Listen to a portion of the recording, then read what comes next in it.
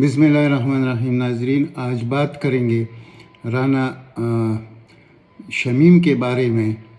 کہ وہ ایک سمپوزیم میں جشن شریف ہوئے امریکہ میں، یعنی اس کے فوٹو بھی آ گئے ہیں، سب کچھ آپ لوگوں نے بھی دیکھ لیا ہے. اور وہ سمپوزیم تھا جوڈیشل ایکٹیویزم پر، یعنی کہ پاکستان میں جوڈیشل ایکٹیویزم کیسی ہوتی ہے. اور پر اس میں مہمان خصوصی بھی یہ شخص تھے، رانا شمیم. اور یہ ایک تنظیم جو ہے یہ پاکستانی وکلاء کا ایک تنظیم ہے امریکہ میں، اور ہر وقت پاکستانی اسٹیبلشمنٹ کو بدنام کرنے پہ لگا رہتا ہے. اور یہی شمیم جو سابق چیف جج تھے گلگت بلتستان کی، اس میں شریک تھے. اور یہ جتنا ٹولہ ہے یہ ان وکلاء کا، ان میں اکثریت نواز شریف کے ذاتی لوگ ہیں اور خاص لوگ ہیں. اب اس میں جو خبر آ رہی ہے، اس میں بات کرتی ہوئی شمیم رانا کچھ ایوارڈ بھی وصول کرتی ہوئی نظر آ رہے ہیں ان فوٹوز میں. اور اب یہ شخص ادھر کہہ رہا ہے کہ اس کا ضمیر، یعنی 2 نومبر کو یہ امریکہ میں تھے اور اس کا ضمیر امریکہ میں جاگا 2 نومبر کو. یعنی وہ کہتے ہیں کہ نادیدہ قوتیں ججوں کو مجبور کرتے ہیں اپنی مرضی کے فیصلوں پر. یعنی صاف اشارہ ہے افواج پاکستان کی طرف اور اسٹیبلشمنٹ کی طرف. یہاں پر بھی ہم جو بات کرتے ہیں وہ اس نادیدہ قوتوں کو پہنچ جائے گی. یہ اس وقت سمپوزیم میں یہ بات کر رہے ہیں کہ جب ہم ادھر بھی بات کر رہے ہیں، یہ تو فخر کی بات ہے کہ ہماری ایجنسیاں اتنے طاقتور ہے کہ ہر ایک چیز سے، اور انشاءاللہ ہے بھی اس طرح. اچھا، اور یہ ٹھیک بھی کہہ رہے ہیں، ان کو رنج بھی بڑا ہے، لیکن عوام کو اپنے انٹیلیجنس ایجنسیوں پر، خاص کر ISI پر بہت بڑا ناز ہے اور فخر ہے. یعنی یہ جو پروگرام تھا یہ ایک قسم کا ہمارے ایجنسیوں کے خلاف ایک پروگرام مرتب کیا تھا. یعنی اس شخص کا ضمیر جاگا تھا ادھر جا کے، تو صرف اس لیے جاگا تھا کہ ہماری ایجنسیوں کو بدنام کرے. اور یہ پروگرام کول کر انہوں نے کیا تھا، اور اس میں بہت اسٹیبلشمنٹ اور افواج پاکستان کے خلاف بہت زیادہ تقاریر کی گئی. یعنی رانا شمیم ضمیر اور محلومہ، اور یعنی اس کی مرحومہ اہلیہ کا ایک فرمائش تھا، اللہ تعالیٰ اس کو جنت نصیب کرے، کہ آپ جو کچھ بھی کریں لیکن نواز شریف کی خدمت کریں، اور اسی طرح ثاقب نثار کو بدنام کرنے کی یہ میری آخری خواہش ہے. اس کی مرحوم اہلیہ نے کہا تھا کہ ثاقب نثار صاحب کو آپ بدنام کریں اور نواز شریف کو ریلیف دیں اس طریقے سے، یعنی کہ بونڈے طریقے سے، یعنی جعلی طریقے سے. جیسے یہ ایفیڈیوٹ لکھا گیا، میں آپ کو بتاتا ہوں کہ ایفیڈیوٹ کیسے لکھا گیا، اس میں ہے کیا. وہ جج کدھر تھے، وہ اس بینچ میں تھی بھی کہ نہیں تھے. تو اب اس نے تو اپنی مرحومہ اہلیہ کا وہ بھی پورا کرنا تھا، خواہش بھی پوری کرنی تھی. اور اس کا ضمیر بھی تقریباً جاگ گیا تھا، جیسے یہ خود کہہ رہا ہے کہ یہ میرے بیوی کی آخری خواہش تھی کہ میں نواز شریف کے لیے کچھ کروں. یہ جب قربت حاصل کرتے ہیں نواز فیملی کے، یہی حربے ہوتے ہیں ان لوگوں کے.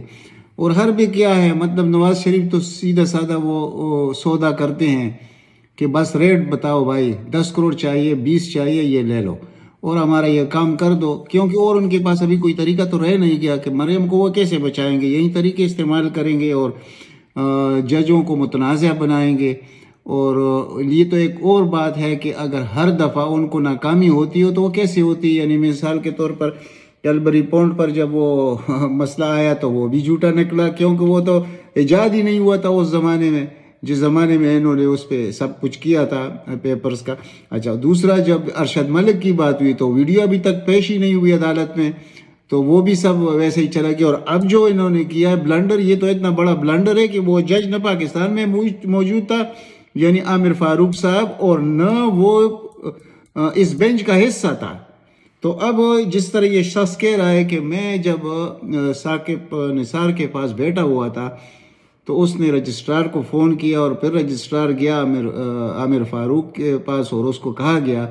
کہ یاد رکھو کہ چیف جسٹس صاحب کہتے ہیں کہ الیکشن پہ پہلے تک ان کی ضمانت نہیں ہونی چاہیے. تو اب یہ عامر فاروق صاحب تو اس بینچ کا حصہ ہی نہیں ہے. اور آگے جا کر میں کچھ اور تصویر بتاؤں گا، آپ حیران ہو جائیں گے کہ یہ کس قسم کے لوگ ہیں، یہ کس سے بونڈے طریقے سے، لیکن ان کا جو مطلب ہوتا ہے اس سے آپ تک پہنچانے کی کوشش کرتا ہوں آخر مطلب اس کا کیا ہے۔ تو انہوں نے کیا کیا کہ اس کے یہ مسئلہ ختم ہوا،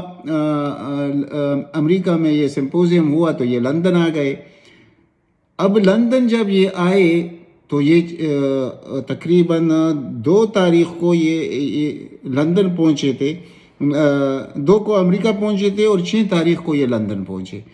لندن میں اس کی نواز شریف سے ملاقات ہو گئی، ٹھیک ہے، ملاقات ہو گئی اور اس میں جو ریٹ طے ہونا تھا وہ ہو گیا، طے بھی ہو گیا، سب کچھ ہو گیا، یعنی کہ ایفیڈیوٹ لکھنے کے کتنے پیسے لیں گے، نوٹری پبلک سے اٹیسٹ بھی کرائیں گے، اور اس میں یہ بیان لکھا جائے گا کہ ثاقب نثار نے بالکل یوں ہی کیا تھا جیسے میں کہہ رہا ہوں، حالانکہ یہ سب کچھ جھوٹ ہے۔ وہ تو یعنی میں کہہ رہا ہوں کہ وہ جج صاحب تو اس بینچ کا حصہ ہی نہیں ہے، اور اس دوران وہ اور جسٹس چیف جسٹس اسلام آباد ہائی کورٹ اطہر من اللہ صاحب، وہ دونوں ایکس لیو پاکستان پر، یعنی پاکستان سے باہر تھے۔ تو اب وہ تو سب غلط ثابت ہو گیا، اور اس کی جو مرحومہ کی خواہش تھی وہ بھی تقریباً پوری نہیں ہو سکی، مطلب کہ نواز شریف کو یا مریم نواز کو اس سے کوئی کامیابی نہیں مل سکی، صرف ان کے پیسے ضائع ہو گئے کہ جو دیے گئے رانا شمیم کو، جیسے لوگ کہہ رہے ہیں، میں بھی سن رہا ہوں، آپ بھی سن رہے، تو آپ کو پتہ ہے شریف فیملی کا، ان کا دل تو دکھتا نہیں ہے پیسے خرچ کرنے پر، جتنا لوٹ مار انہوں نے کیا ہے اس ملک کا، دنیا میں شاید اس کی کوئی مثال ملتی بھی نہ ہو، تو ان کے لیے 10-15 کروڑ 20 کروڑ تو کوئی مسئلہ ہے نہیں، اور ان کا اپنا ضمیر بیچنا کوئی مسئلہ نہیں ہے ایسے ججوں کو، جیسے رانا شمیم جیسے لوگوں کو، تو یہ تو صاف ظاہر چیز ہے، آپ بھی سمجھتے ہیں، ہم بھی سمجھتے ہیں۔ اب ایفیڈیوٹ میں جسٹس عامر فاروق کا نام ڈالنا وہ جان بوجھ کر ڈالا گیا، اس کا مقصد کیا ہے کہ مریم کا کیس عامر فاروق صاحب سن رہے ہیں اختر کیانی صاحب کے ساتھ مل کر، اور ان کا مقصد یہ ہے کہ 17 تاریخ کو جب ان کی زبردست ہیئرنگ شروع ہو رہی ہے تو ہو سکتا ہے کہ ڈے ٹو ڈے ہیئرنگ چلتی رہے، تو یہ تو اس طرح چاہتے نہیں ہیں، تو ان کو سب پتہ ہے، لیکن یہ صرف متنازع بنانے کے لیے کہ جسٹس عامر فاروق کو متنازع بنائے اور وہ اس بینچ میں بیٹھنے سے انکار کرے۔ اور میں نے آپ کو پچھلے ویڈیو میں بتایا تھا، اگر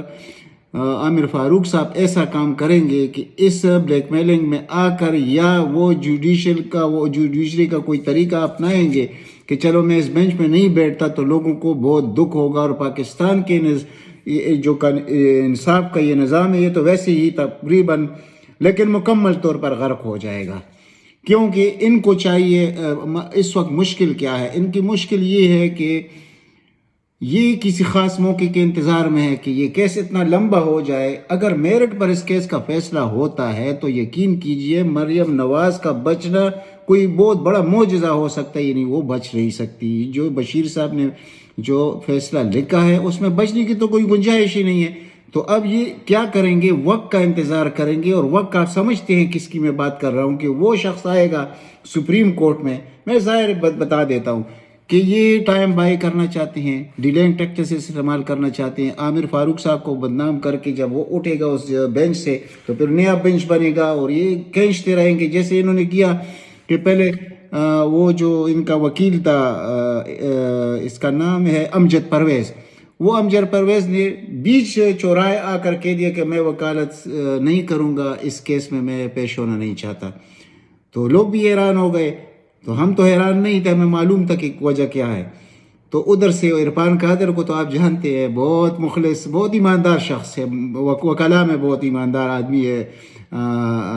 جی عرفان قادر صاحب، یہ بہت انتظار اس غریب نے کیا کہ مجھے کہیں اٹارنی جنرل عمران خان لگا دیں گے کچھ، اور اتنے زبردست ایمان والے آدمیوں کو تو لگانا بھی چاہیے تھا، لیکن بہرحال عمران خان جب اتنا سمجھتا نہیں ہے جیسے بقول ان لوگوں کے،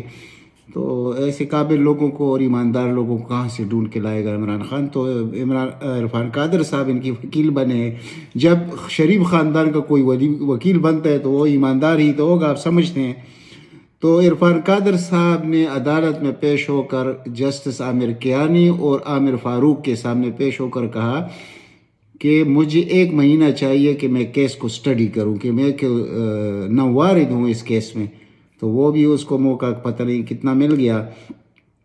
کیونکہ ان کو معلوم ہے کہ اگر میرٹ پر یہ فیصلہ ہوگا تو یہ تو پورا خاندان ہی فارغ ہو جائے گا، مریم اور نواز، تو اسی لیے یہ کوشش کریں گے ڈیلے ان ٹیکسز کی،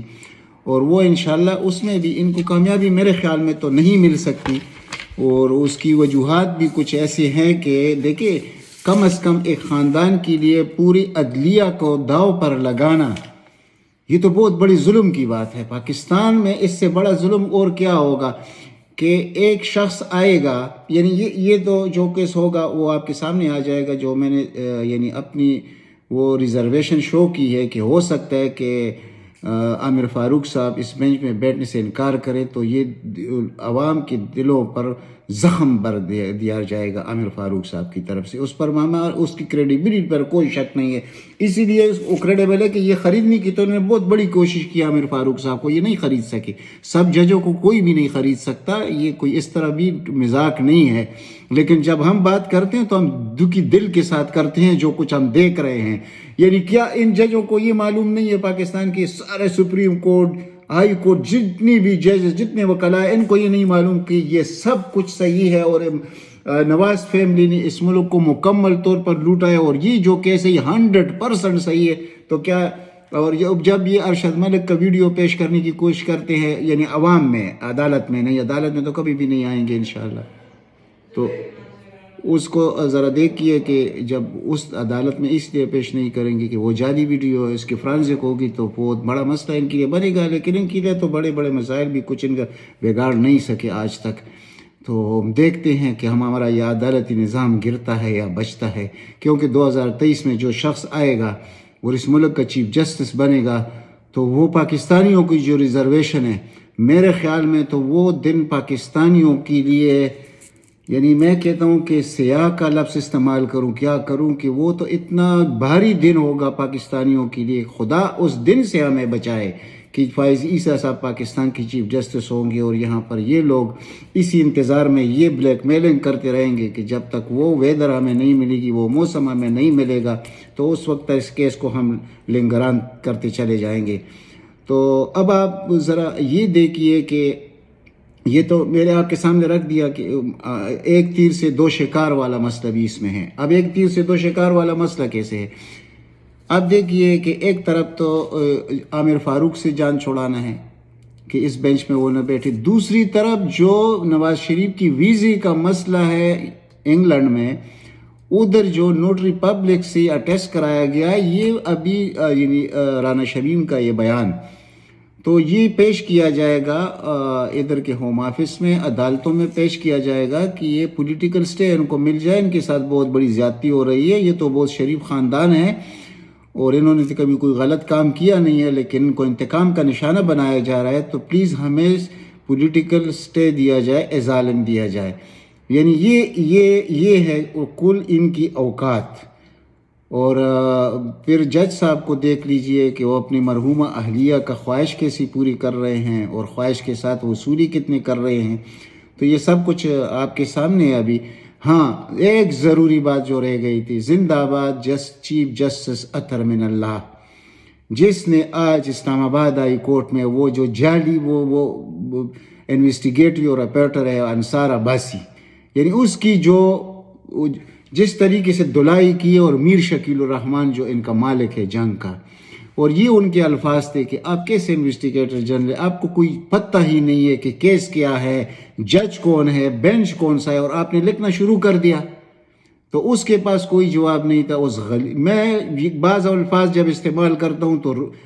برائے مہربانی یہ میرے اختیار میں نہیں ہوتا، کیونکہ کچھ چہرے ایسے ہوتے ہیں کہ ان چہروں کو جب آپ دیکھتے ہیں، ان کے کرتوت کو دیکھتے ہیں، ان کے کاموں کو دیکھتے ہیں، تو آپ کو نفرت یا اس شخص سے کس کو محبت ہو سکتا ہے، یہ انصار عباسی، اور یہ کتنا وہ بنتا ہے داڑھی رکھ کر لوگوں کے سامنے، اور ہر وقت جو بھی سکینڈل ہوگا جھوٹ کا اس شخص کے منہ سے نکلے گا، کسی اور کے منہ سے نہیں۔ انہوں کو نواز فیملی نے جھوٹ کے لیے رکھا ہوا ہے، اور یہ اسلام اور دین کی باتیں بھی کرتا رہتا ہے۔ اللہ پاک ان لوگوں کو جو بھی یہ طریقے اختیار کرتے ہیں، اللہ ان سب کو غرق کرے کہ دین میں بھی بات کریں گے اور کریں گے بے ایمانی اور منافقت بھی کریں گے، اور ان کو معلوم بھی ہوگا کہ میں جو کچھ کر رہا ہوں یہ جھوٹ ہے۔ تو تو اب دوسری طرف یہ تو آپ کو سامنے میں نے رکھ دیا کہ ایک تیر سے دو شکار، اور عطر من اللہ صاحب کو ہم نے سلوٹ بھی پیش کر دیا، اور اس نے یہ بھی کہہ دیا عطر من اللہ صاحب نے کہ اس وقت تو میں اور یہ جو مذکورہ جج صاحب ہے عامر فاروق صاحب، تو یہ تو میرے ساتھ ایکس پاکستان لیو پر تھے، ہم تو پاکستان میں ہی نہیں تھے اور نہیں یہ بینچ کا حصہ ہے۔ تو یہاں پر جو کچھ ان کے ساتھ ہوا، انصار عباسی کے ساتھ اور میر شکیل الرحمان کے ساتھ جو کچھ ہوا، اس پر ہم آخر میں ایک بار پھر یعنی کہ جتنی ہماری گروپس ہے ان گروپس کی طرف سے ہم سلام پیش کرتے ہیں عامر جسٹس عطر من اللہ صاحب کو کہ اللہ تعالیٰ آپ کو اس سے زیادہ توفیق دے